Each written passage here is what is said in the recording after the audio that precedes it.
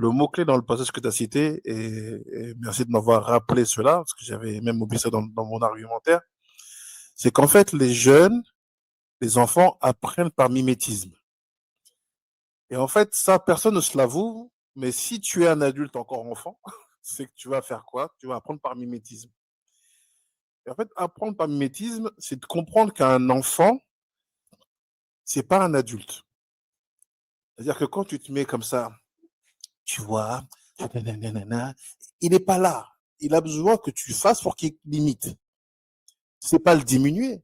C'est pas dire qu'il est moins.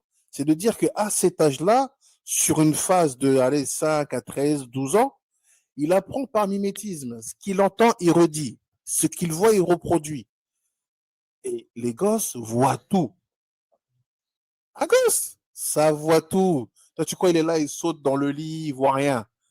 Mais il va grandir et il va dire, ah papa, tu sais, un jour là, j'ai vu, tu as fait venir quelqu'un à la maison. Hein.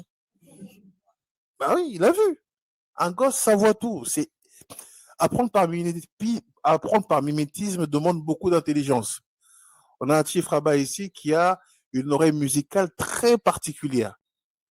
Il n'a pas besoin de notes, tu lui mets la mélodie, avec sa guitare, il l'accorde.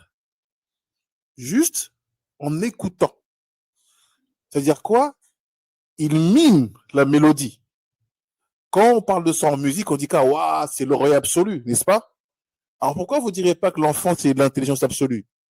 Il imite. Il te voit, tac, il fait. Et on voit des fois, même comment il prend son livre, il prend comme toi.